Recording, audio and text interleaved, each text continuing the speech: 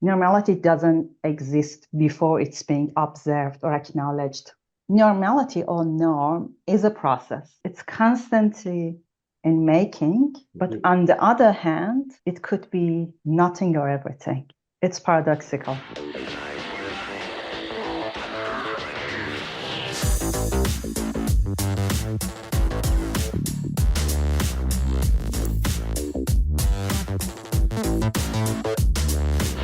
Hello and welcome to another episode of Idioms of Normality. I'm your host, Dr. Paul Mason, and I'm joined today by Dr. Mahnaz Alimardanian, who is from La Trobe University and is going to be talking with us about her co-edited volume with Dr. Timothy Heffernan, The Anthropology of Ambiguity.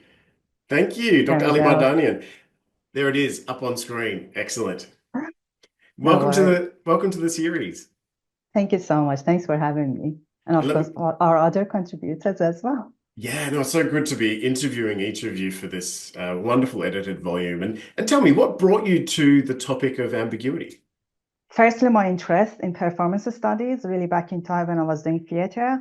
So really kind of like the concept of liminality, you stepping into a stage and out, and all we know about, Turner's kind of, Victor Turner's like, I guess, passion in relation to seeing theater and life, how they match or respond, or, kind of all his critical view around social drama and things.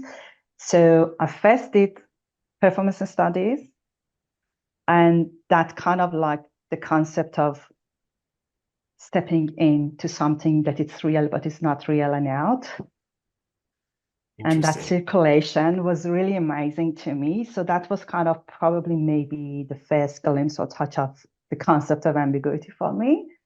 And then I guess after that, when I did my first real ethnography, when I decided to move from performance study and theater to anthropology, just because I really kind of found out, wow, these amazing people called anthropologists, they are the first people who went around the world and looked at, yes, and that kind of like, cultural performances or Mm, other different way of doing theater, which is different from that very probably maybe Greek oriented and then European oriented concept of what it's theater or stage performance. That was different. And then these people, as an anthropologist, were interested when they were kind of looking at the belief system and and also healing systems. And then they just wrote about all these different way of alternatives to doing performance. So, and I said, I'm going to do anthropology and then doing the first serious ethnography, which was about the healing performance in a specific part of Iran with Iranian Turkmen. Then again, the concept came out really, which probably maybe later on we're going to have to talk about it. And it kept continuing to just jumping up, here and there. And then I became more and more fascinated with it in terms of not only ambiguity, but paradox, liminality, equilibrium, what balance means, all those things that really, um, I guess, are fundamental to processing things, you know.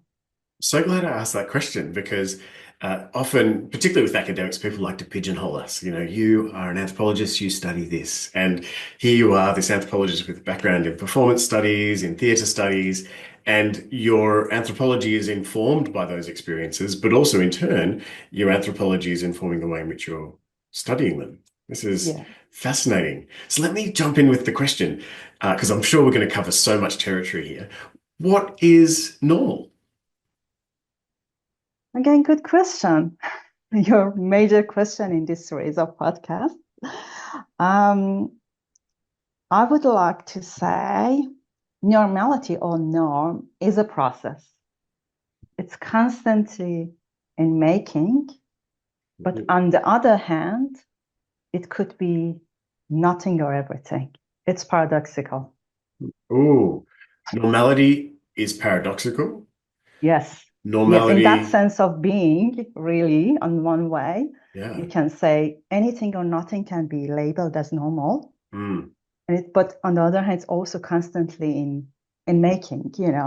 So I see it as a process, really. Normality doesn't exist before it's being observed or acknowledged. So it's more defined through what all the other things that may not kind of, be normal. And by that, obviously we are more comfortable as a human being with order rather than chaos. So this means we kind of like frame things to be more repetitive, more kind of like being predictable. And then if we collectively kind of like being desirable or comfortable, right? So this is how we shape things. And all this is happening throughout the things that we filter out. So I guess kind of we can say it's more important to say what it's not normal. And then this is how the normality is going to be What I hear there is that created. normality is defined by what it isn't, is more strongly defined by what it isn't. Correct, yes. And And look, kind of like, sorry for interrupting you, but kind of it just came to my mind. Even in the more abnormal situations, when I was talking about that's a process constantly making, there is a point that a normality going to be created, even in the kind of like at the heart of or inside that abnormality. I mean, very kind of tangible, kind of for everyone across the world is the COVID time, right? So if it was kind of classified as being the most unusual or abnormal type of circumstances to be in, there was a lot of normalities that has been created within it, right? So kind of like, I don't know, this is kind of like a simple thing would be putting the masks on, which is still is continued. Before that, it wasn't part of, the norm or what people may have been doing. But then at the time, we were doing a lot of things that it just started to be really kind of familiar, repetitive, predictable, even in that situation, which was overall abnormal. And then some of them carry out of that circumstance to today, and we still keep doing them, right? So based on that, I really think it's all about being a process, and it's just kind of more associated with what it's not normal. And then when we observe it and acknowledge something, then we may label it as normal. Otherwise, I think you've given us some really good examples there because in some places around the world, wearing a mask was normal prior to the COVID pandemic. But in some places, like Australia, wearing a mask in public was not normal. And I remember playing with this when before COVID, because I was working on tuberculosis, and I remember wearing a mask in public. And people would come up to me and go, "Oh, excuse me, other people are a bit uncomfortable. Are you sick?" And I'm like, "No, no, I just wearing a mask because I want to protect myself from dust and pathogens." And it was a fun little experiment. But after COVID, now that when you see people, less people are wearing masks now than when they during the pandemic, but people are still wearing masks and no one gives them a second glance. So yeah, exactly. within the abnormal experience of the COVID pandemic, a new normal has arisen that previously would have been thought of as abnormal. Yeah, so true. And I guess I was kind of thinking, oh, maybe just kind of, people might be bored from uh, whenever everyone kind of talk about something of the concept of normality, we just one way or another we may land to talking about COVID. So kind of thinking about other examples. I mean, generally people may Yeah. land up talking about COVID. I was kind of thinking, for example, when I said that my first serious ethnography, there I was looking at a particular healing system, and then how when people were stepped into that ritual or ceremony, kind of, it just detached them from all the norms outside, and there was things that they were allowed there which weren't allowed outside, right? So it was really opposite, and it was kind of generating its own normative system when you are inside this particular space and time, which was the healing ceremony when the event was happening, which was totally different.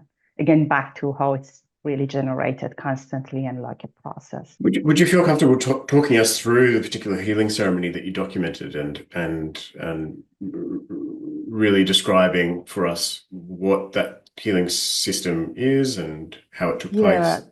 yeah, sure.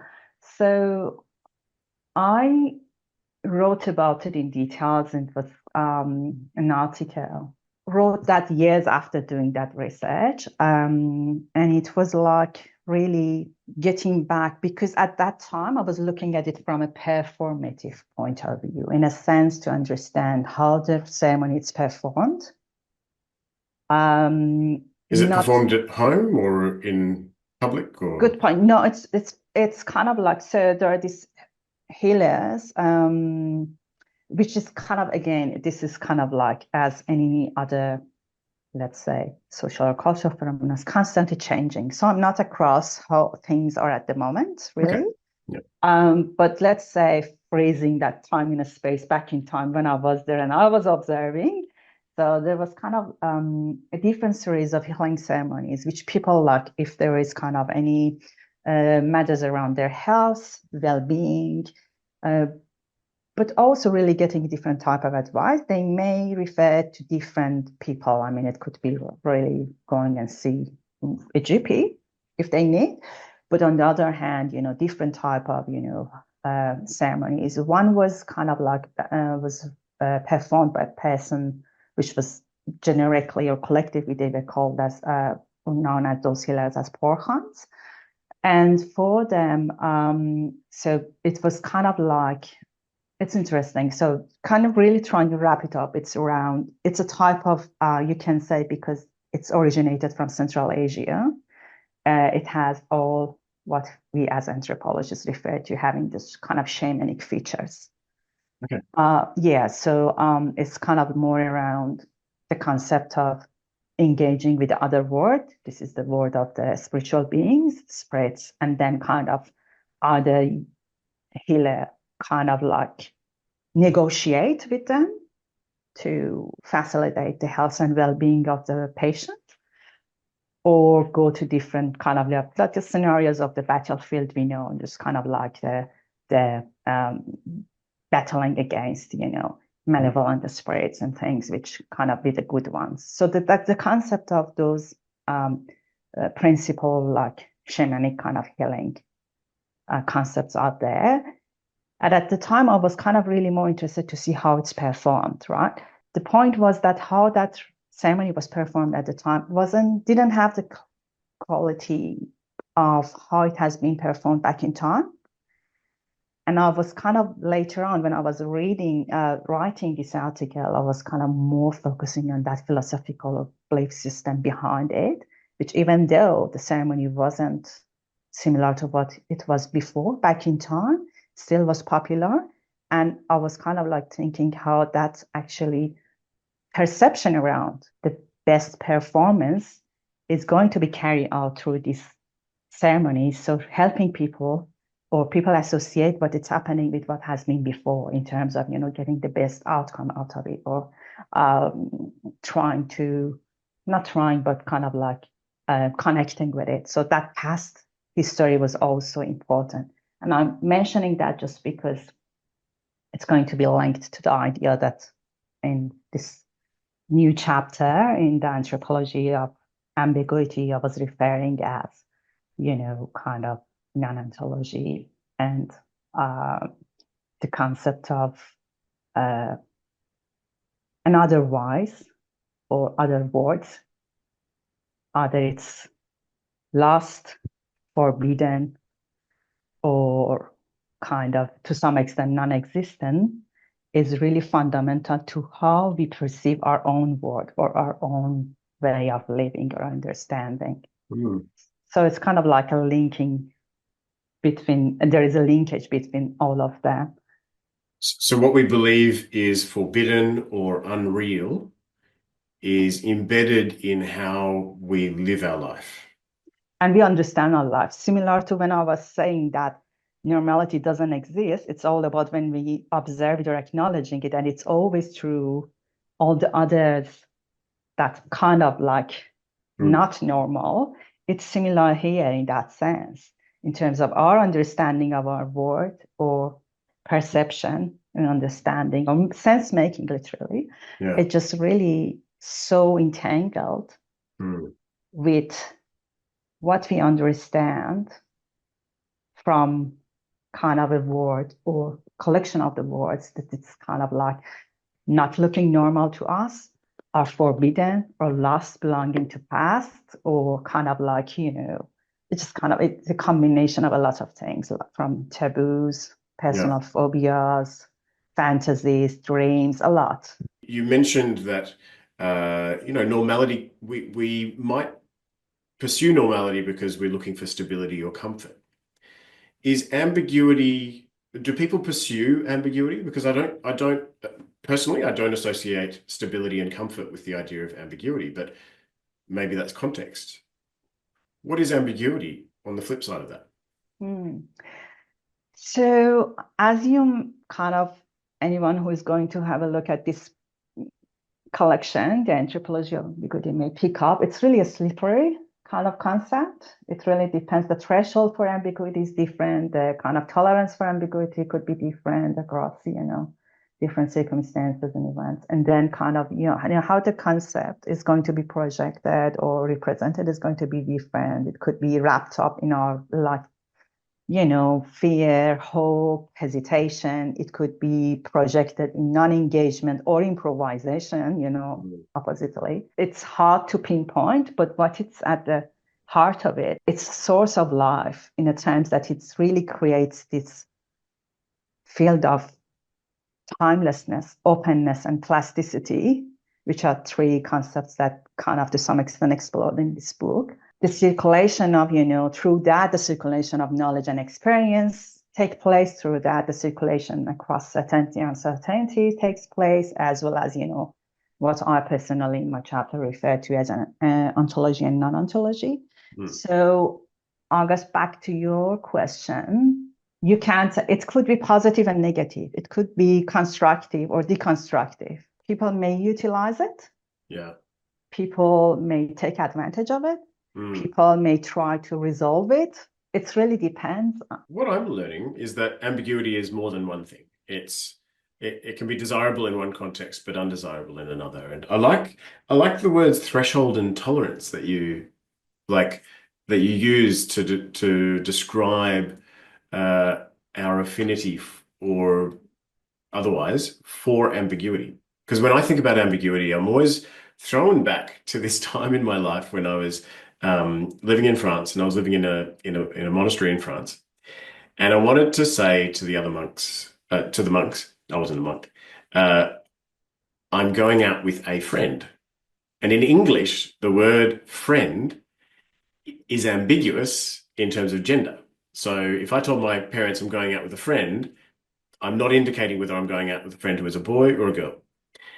Whereas in French, you have to assign gender if it's in the singular. So if you say friend, ami, or copain, which is the male version of friend, if it's a female friend, it's grammatically correct and truthful to say copine if you're going out with a female friend. So you're denied access to ambiguity that could actually give you a little bit more freedom to move. So for me, it was desirable to be a little bit ambiguous if I wanted to hide the fact that I was going out with a female friend from the monks that I was living with, just to avoid all the questions that would have come with that.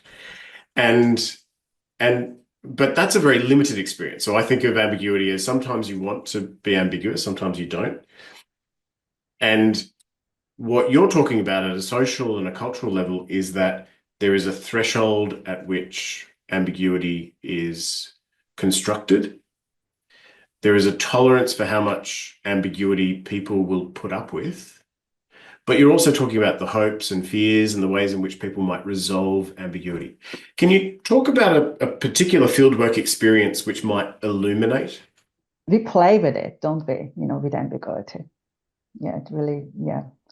Particularly in jokes as well, right? Yeah, Like with exactly. euphemism, like did he or she mean the double meaning, or were they hiding the double meaning? And you're writing about sort of not the double meaning of ontology, but you're saying that there are two faces to it. Yes, exactly. And I'm kind of referring to it as non-ontology, but also ontology is double. What And does it, that mean? yeah, that's really coming from Antonin Arthur idea, the playwright, Yeah, yeah. when he referring as theater and its double or theater, Yep. a somme double, if I'm pronouncing it correct in French. I mean, there's kind of different ways to take away what he is referring to, but kind of like in a capsulated, maybe simple version of it is just kind of like using theater, referring to theater versus the life, or referring to culture, but it's constructed versus nature. And by nature here, I'm not meaning the materialistic meaning of it. It's more around metaphysics and consciousness. So this is how he's kind of the way that he's using the term.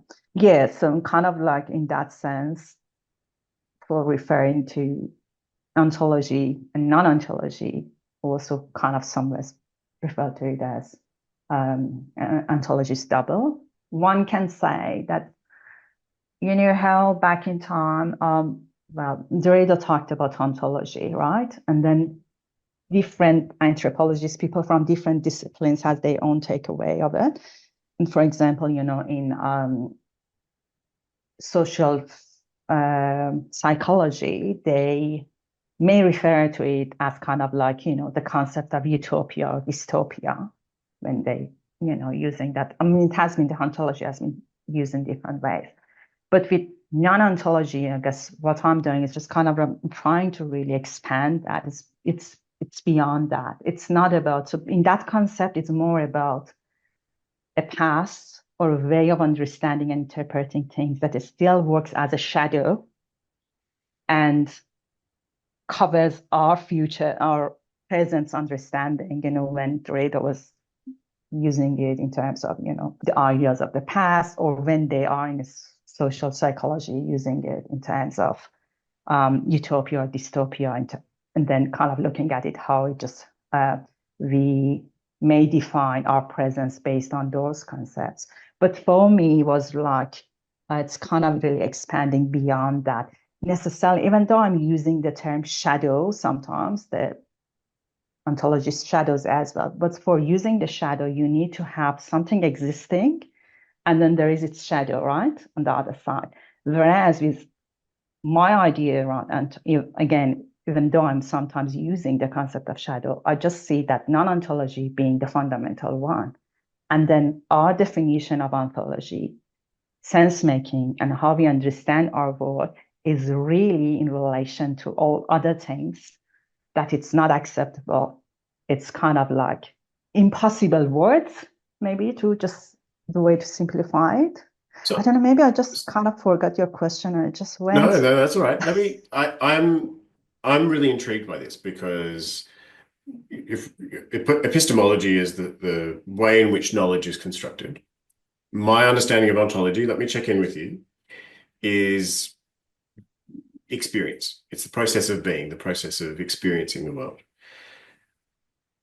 But non-ontology, I'm still struggling with a little bit. So is that what we understand as non-experience? Interesting. Yeah, that's one way to put it. So kind of like our, let's say, if we say our lived experience, the very unique way of being in the world, how we define it and engage with it, it's so much related to this understanding of the things that either are, all right, just kind of like, maybe it helps in terms of context, you know. For example, Jason Tripp talks about attunement in uh, phenomenological understanding of the world and engaging with it and being open to the world. But actually, I think that on the other hand, our understanding of the world or lived experience or ontology is so entangled to how one is close to the world or world is close to one, right? So it's not of the openness, but that closeness, the concept of closeness. And this closeness could be imposed, constructed, when talking about, let's say, for example, taboos or what is forbidden. But on the other hand, it also could be really, I mean, it's personal and collective, right? Also could be person's phobias, the fantasies, dreams, and the way we carry on our lived experience. I say it's so related to all those collection of it could be chaotic, really. It kind of could be random, but again, similar to normality, which when we are not, if we are, when I was saying, if we are not observing it or acknowledging it, it doesn't exist. So it's the same. I mean, our understanding of carrying on with our life and making sense is really related to our understanding of the things that are not achievable or impossible, or it just kind of sounds to be non-existing, or it just kind of like we wait for future to understand them, or, kind of really, these are the things that's shaping It, how we make sense now. so it doesn't exist until we observe it. Yeah, Is the yeah. Which is something I really liked what you were saying before. And do you think ambiguity is the same? Ambiguity doesn't exist until you observe it as ambiguous? That's a tricky question. I just I'm asking you all the tricky questions today. I'm sorry. no. Oh, kind of no. I like it. You're challenging me. Because Because this idea of definitely this idea of ontology double or non-ontology is something that I'm fascinated with, and it just kind of really it's. I guess I thought about it over years, and my fieldwork experience was really important for it to be shaped. For example, when I was seeing that particular healing ceremony, how people were perceiving it or engaging with it, very amazingly, it had one part of it was about how it was performed, but kind of a big portion of it was about this idea of what that performance was back in time, or how it should be, yeah. kind of, again, when I was, for example, working with First Nations communities, particularly the Benjamin community in North and New South Wales, they're also, all the research was about the belief system. So that one was about the healing system back in time. This one is about the local belief system. And again, that kind of, navigation between kind of, making decision in daily life from in relation to, the person's country, spiritual beings of the country, land, water, and everything was really also that lived experience and decision making was so informed with an idea of, let's say, what has been or how it has been in the past. Which community were you working with? I was working with Benjamin community, Benjamin Benjamin. Nations, yes. Ah, interesting. Yeah. Okay. So I guess what I'm trying to say is, yes, we can say that ambiguity is the same, but I really would like to see ambiguity as the essence that all these dynamics are created out of. I mean, yeah, I mean, one thing I'm getting from this is that ambiguity or recognizing ambiguity is a very fruitful place for other things to emerge from. And it sounds like sometimes we see ambiguity as something undesirable or ambiguity as something that's denying us certainty. But actually, what we can also see in ambiguity is opportunity. Opportunity for creativity, opportunity for different ways of being, different ontologies. How would you build on that? Definitely, I would. Yeah, I mean, kind of like one of the things in the book we were trying to emphasize on was that generative and positive impact of ambiguity, if you would like. Uh, Whereas kind of like not ambiguity is not something that it's been perceived as negative all the time. And kind of like really, I guess, across all the case studies, what was really common was that how people actually feel comfortable with sitting and being with ambiguity. Not about resolving it. And again, it's back to the freedom that it brings. It can bring restrictions and freedom both. There's no doubt in it. I mean, kind of like it's hard or maybe not better to really kind of trying to give attribute to it positive or negative kind of, features. It's all and none at the same time. What are some of the freedoms that are offered by ambiguity? It is around opening up to the alternatives, right? So when we are talking about certainty and uncertainty, so again, that's another thing. Certainty only makes sense when it's in dynamic with uncertainty. So we kind of really define things or understanding as they are not uncertain, and through that the certainty makes sense. And this dynamic has a kind of a set of probabilities, opportunities, choices, options, and a lot of maybes. So there's a collection for things may just being resolved in one way or another. So multiplicity is there. And one of them may happen, right?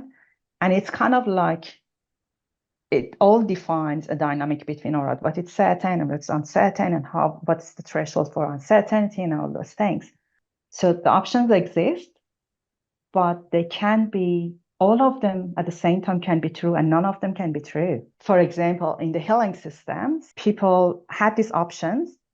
There was a chance that if they go, for example, seeing this particular, let's say, healer, they may get outcome or may not. There are other options. So this package just gives them or produce a type of a dynamic across what might be certain or all these uncertainties.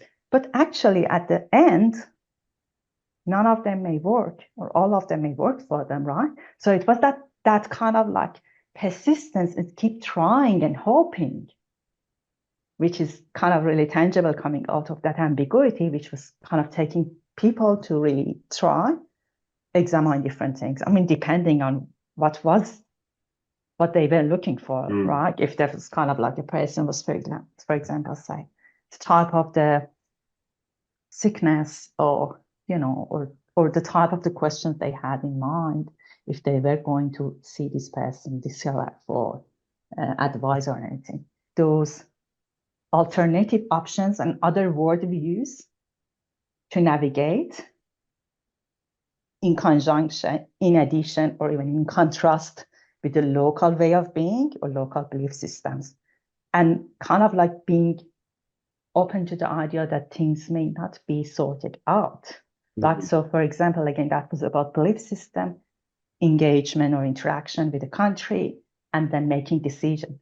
And some of, let's say, some events, people, even when they were kind of trying to interpret them and making sense out of it, at the end, if they couldn't, there was a comfort in sitting and being with that ambiguity. Yeah, that's really interesting. That's a really interesting take from the Benjamin people on sitting with ambiguity and sitting with the comfort of ambiguity. Which is a very new perspective, and I really love that. It kind of says to me that, the space of certainty, when you're given too much certainty, it can actually close off some avenues for you. Certainty is not a place where, it makes us feel like we know all the answers, and that can also lead us to having too many false assumptions, having biases and preconceptions that become consolidated. Whereas if we are open to seeing the ambiguity of a situation, then we embrace how little we know, and we ask much more, and we're encouraged to ask much more productive questions, and finding a comfort with sitting in the space of not knowing everything is much more productive space than sitting in the comfort of certainty. Yeah, that's so true. Yeah. So what questions should we ask now that if we start walking out in the world and looking at things as, if we question our own sense of knowledge and our own sense of experiences, and we say, okay, certainty might actually be an illusion. And maybe I need to look for the ambiguity of information presented to me in the world, what kinds of questions are we led to ask? Getting back to us as anthropologists, I guess what was hoping for our collection was to kind of really, I guess, even the conversation we had, it necessarily doesn't mean that there was any clear cut kind of answering or anything there. It just kind of the ambiguity even was flowing, through all these conversations. And so I think the hope for the book particularly was to kind of like we give a bit of more weight to nuances, right? Particularly negative engagement, silence, preventions, all the things that absence, deficiency, the things that it's not that much tangible, but they exist and they are informing people's decisions and they're informing people's lived experience and they are informing even for us not us and them, even for anthropologists to kind of like how they perceive their experience in the field, right? And how they try to make sense and analyze it. So really paying attention to nuances, details, and things that are not as visible as we kind of hope for them to be. I like that. Paying attention to nuances, absences, and things that don't, Deficiencies, and efficiencies, things that don't readily make visible, themselves known to tangible. our Yeah. vision. Yeah, I Yeah. love that. Dr. Mahnaz Alimardanian, thank you so much for joining us on Idioms of Normality. It's been a pleasure chatting with you. And thank you for listening to Idioms of Normality on Future Framed TV, the collective podcast series of Traces&Dreams. This is our special series with the authors and co-editors of the volume, The Anthropology of Ambiguity. Thanks for listening.